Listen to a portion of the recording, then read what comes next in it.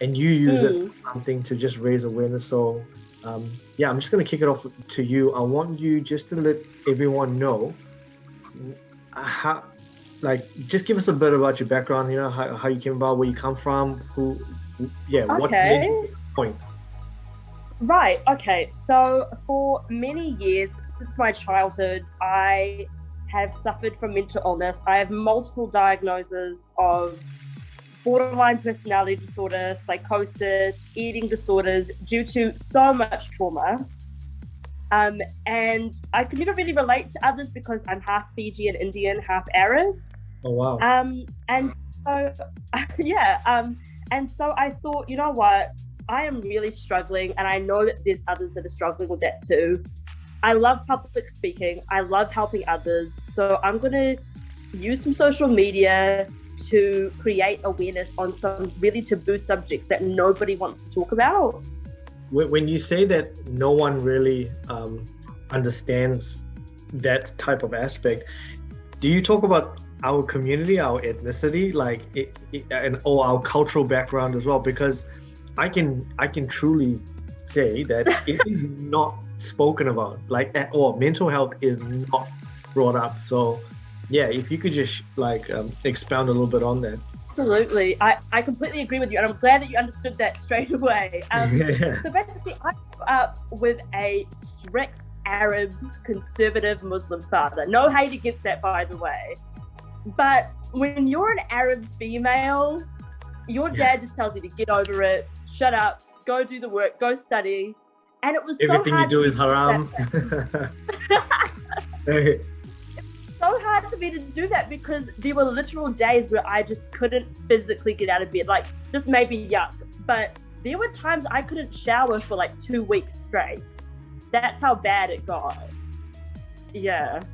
And so were you born in New Zealand or did you migrate over? I was born in New Zealand, but I don't think my parents liked to mix with the Western culture, so it was a bit hard for me. It did quite clash. Yeah. That is quite a common thing, especially with minorities that come over. They tend to not, I think maybe it's a language barrier, maybe it's a cultural thing, but they tend not to sort of immerse fully into what is predominantly a European culture. And absolutely. And it's kind of considered taboo as well. Like, you know, if you start yes, and if you start speaking, yeah. Just me alone being an Arab female talking is taboo on its own. You'd alone me talking about mental health and sex and all of these other subjects. Yes. And you do it in a way that actually anyone can relate to. So I want to try and sort of just wind it back a bit. How was it like growing up? Like, give me just a few minutes about how it was like growing up in New Zealand, a young Arab family, off color. What was it like? Like, what was, because you did mention there was traumas and stuff like that there as well, which I'll touch on a little bit later. But what was it actually like? The amount of times I got called a terrorist, the amount of times I got called like to stay in the kitchen, or like you're Arab, like you're gonna blow up things, you're yuppie, stay away from me, you're not white. I remember in high school, I remember in high school, this guy would literally grab my bag and take all of my stuff out and throw it everywhere just because he thought that my dad was a terrorist. Oh my gosh. Yeah. It was really hard growing up as an Arab. That's so mean. It is, yeah. It did really hurt, especially because I felt like nobody stood up for me. Yeah. And when you told your parents about it, did they do anything? I didn't really tell them about it, but at the same time, my dad was quite a tough lover. Okay. So he wasn't really like, oh, here, let me hug you. Because in Arab culture, the men are very stoic. And that's really hard to deal with when you're a very emotional person and you're just a teenager growing up. Yeah. And just to also highlight too, there's nothing wrong with the Arab culture at all. Like Absolutely. we're not trying to paint that at all. It's just, it's different. It takes a different understanding to understand what they're aware of and what they're unaware of as well. So yeah, we're not, if you are of Arab ethnicity, we're definitely not picking on that. And we're not, myself and you, we're not mental health professionals, by the way. So everything that's here is totally smack talk. It's just yeah, it's just to give you an understanding about what people deal with. So you said school. So school would have been tough. Which school did you go to, if you don't mind me asking?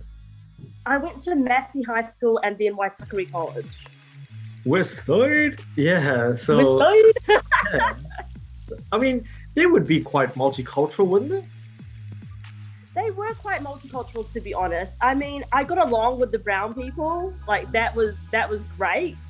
And no hate against white people. I love white people, but they were the majority that were quite racist towards me. Yeah. And I feel like, I forgot what I was going to say, but I feel like, so in Western culture, you can go out more, like you can go to parties and, you know, hang out with your friends. And I absolutely love that. Like I wished I could do that. But my dad was very, very strict. And so when my friends would bully me and be like, why can't you come out? It was really hard to explain to them, look, I'm Arab and it's quite different for me.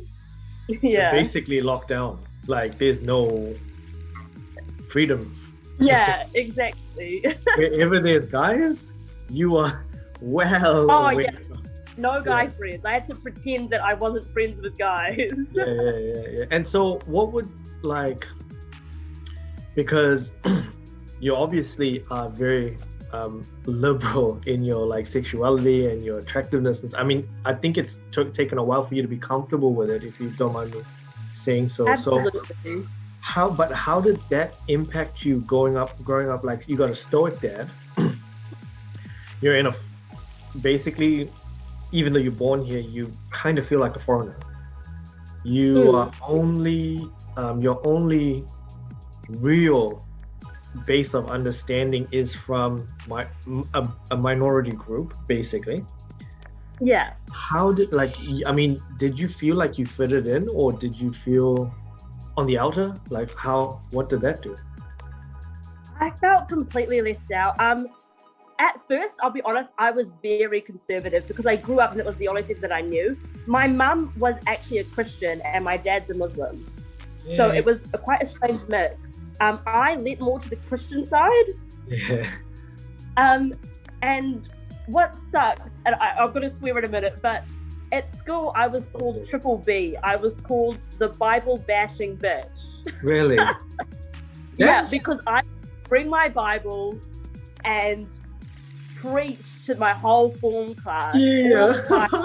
and I was extremely conservative. And then things changed after a while where, you know, after being sexually assaulted, after experiencing more life, I realized that there were some things that I needed to change. But once again, love Christians, love Muslims. I mean, my parents are Christian and Muslim. Yeah. Yeah. So you did, you threw a huge carrot right there. The assault, when we won't touch a little bit on the assault, we'll save that for the podcast, but we're definitely gonna because that was a major impact in your life to sort of put you on that path of discovering mental health. Would that be fair to say? Oh, absolutely. And yeah. Oh man, there's so many questions I have right now. I just need to pay. Go for it. I am an open book. You can ask anything. I think what I'm leaning towards is that would have been like I actually, when you said that sexual assault, my heart actually broke because I see you as a younger sister.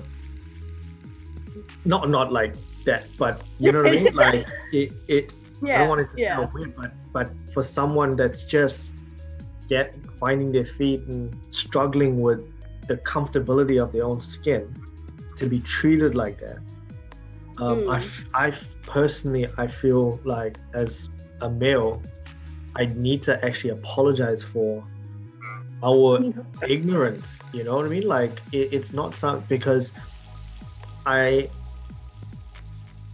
felt like I've chatted to you on a few times about certain stuff that I was dealing with, and the level of maturity and awareness that you and empathy that you portrayed and you gave off for me, it really I wouldn't be in this position to sit down with you if I didn't think that you will that you have something that other people need, and you do.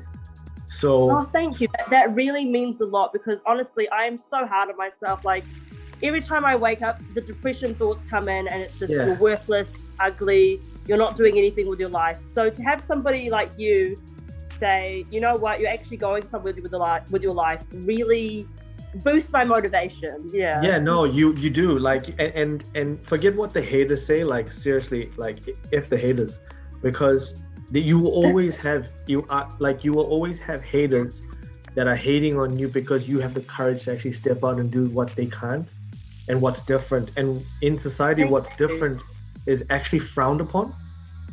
Yeah, I have had some haters. Like I was talking about sexual assault and sexual abuse, and specifically my story just a little bit. And I had so many comments of men saying, you deserved it. Oh my gosh. That's so funny. I hope it happens to you again. Was it online trolls? Yeah, online trolls, especially on TikTok. Yeah. If you're listening to this, and if you're like watching this and you're online troll, like seriously check yourself when you write a stupid message, because that is completely not on. Like, and I'm not an angel or anything like that, and I'm not, but really, same here. You know, like I like to give as much as I get, but like at the same time too, like these are actual people's feelings, and it goes back to saying, like, whatever you put on social media or online, you're gonna open yourself up, and to expect that, but to expect people to actually hate you, that's not something you should expect. Exactly. Like I've had so many people say, oh, that's to be expected, like just ignore it. But it's like, why is that even a thing in society, to say to somebody that it's okay, it's funny that you got sexually abused when you were 5, or it's funny that you got sexually assaulted again? Yeah. Like nobody should ever say that to somebody. You know, and how has that impacted you as far as trusting? Like I know for a fact you'd probably be, am I allowed to ask, was it male or female that assaulted you? It was a male, both times. Okay, so how did that impact your ability to build on trust in like with your dad? Right, yeah, it was extremely hard to be able to trust men again specifically, but I then had to but then I went to this group meeting, and there were actually some men in there themselves who had been sexually assaulted. Oh, cool. And it really opened my eyes. Yeah, and group meetings, for anyone who's listening, group meetings, I'm such an advocate of it, you know, because for someone to take something like that and put it out to a group, and to trust that that's going to be something that's going to do the inner healings that it needs to do. Group meetings is a great platform for that, and I do want to encourage people to that. So yeah, thank you for actually pointing it in that direction, because I wanted to say like, oh, did you like spend a lot of time in therapy? And you know, which I love therapy, by the way. I'm an advocate of that. But absolutely, we love that.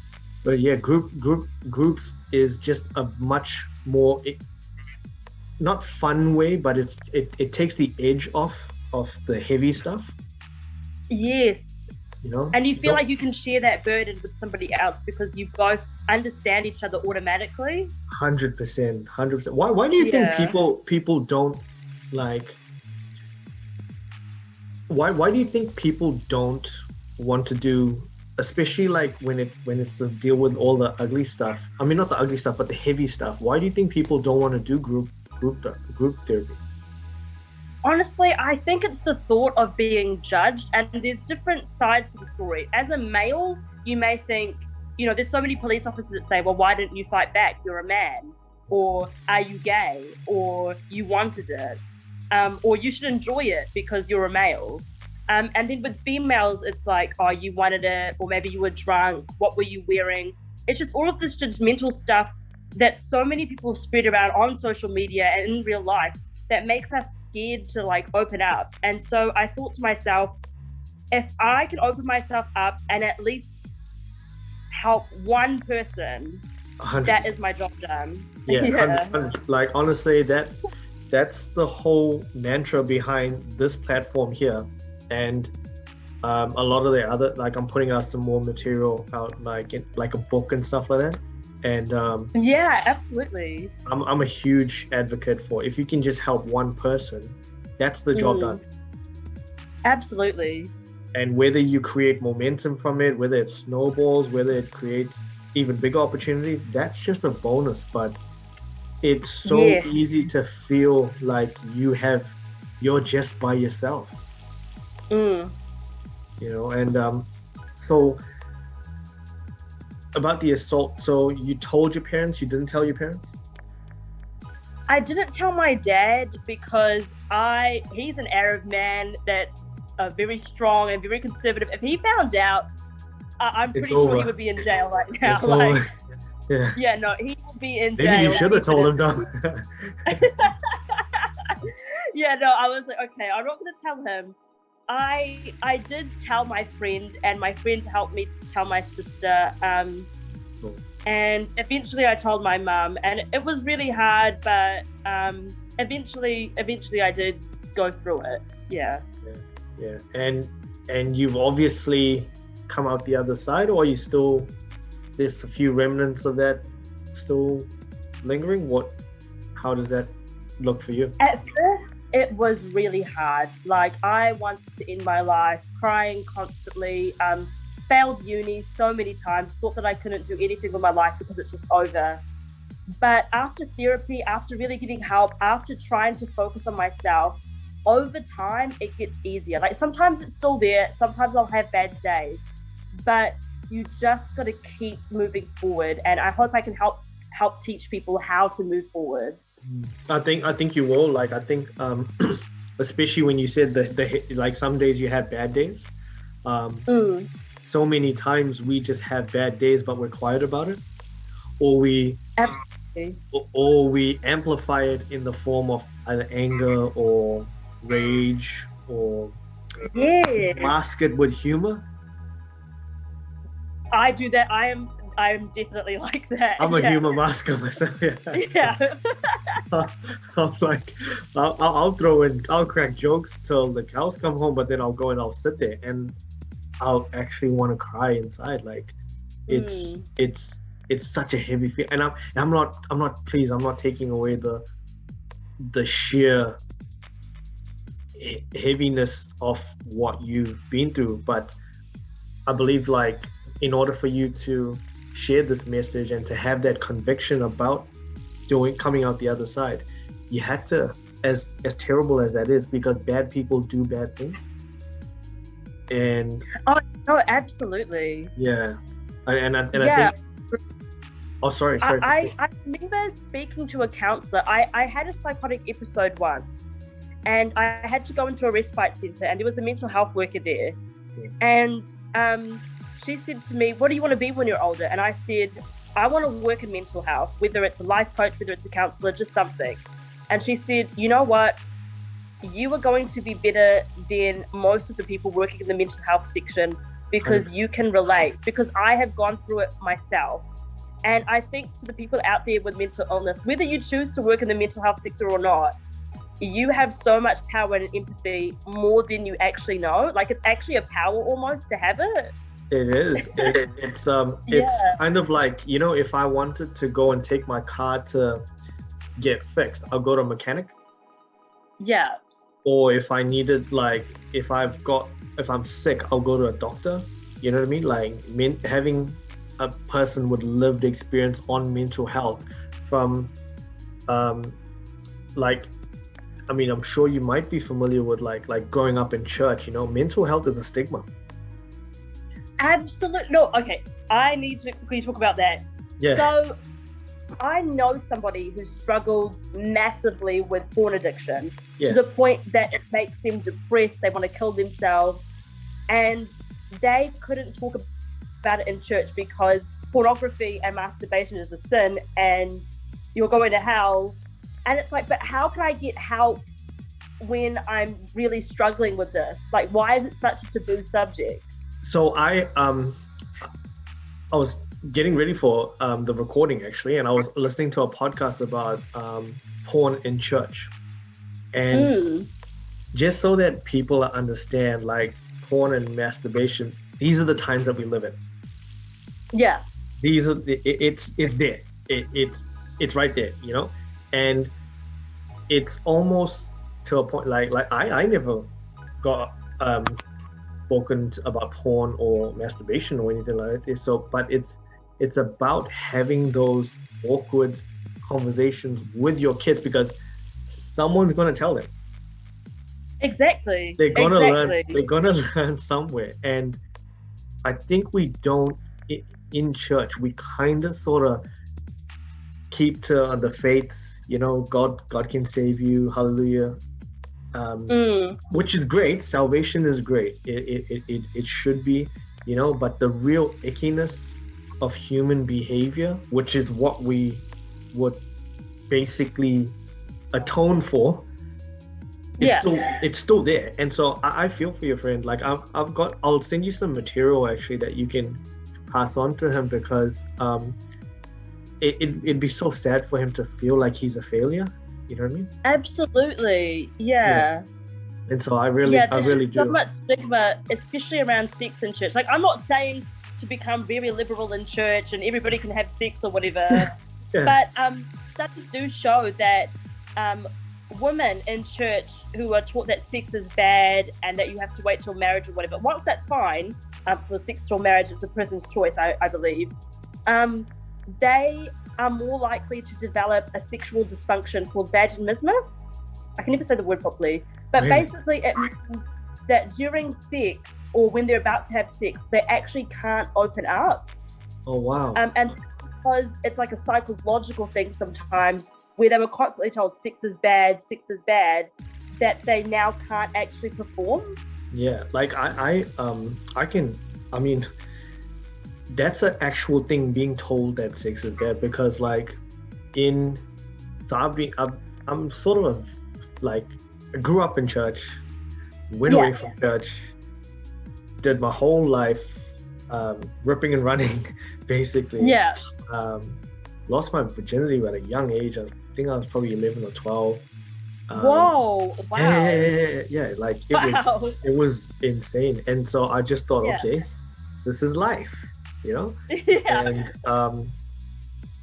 my previous relationship was a Christian relationship, but we used to sleep around, together, and I used to really feel guilty, like I used to actually feel like I was cheating on God. You know what I mean? And so like it's so funny that you mentioned that. So women actually have that as well.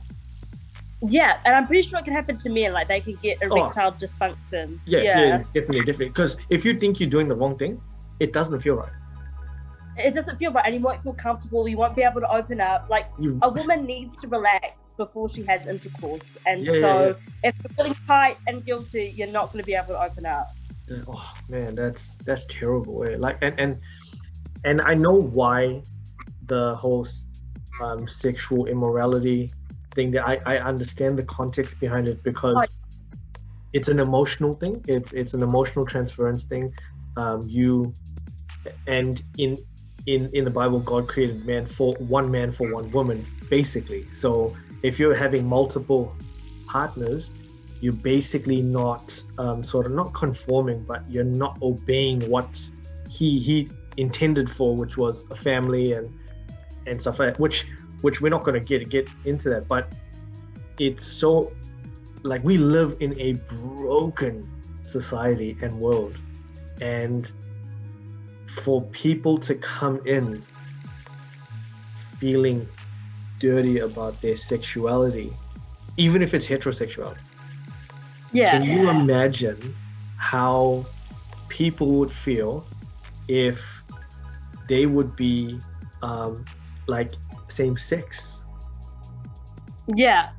You know what I mean? Exactly. Because I remember I was a virgin in high school, and I was a grown Christian, like strong Christian girl. And I remember this guy got dared to kiss my hand.